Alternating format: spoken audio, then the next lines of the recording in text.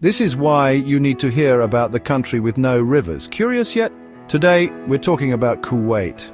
Yep, this Middle Eastern country has 0 rivers flowing through it. Surprising, right?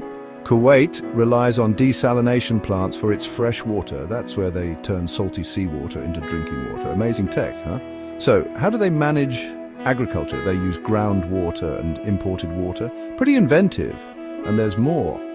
Kuwait has some of the world's largest oil reserves. That's another reason it thrives, despite the lack of rivers. So next time you think about rivers, remember Kuwait, the country that proves you can succeed without them. Cool, right?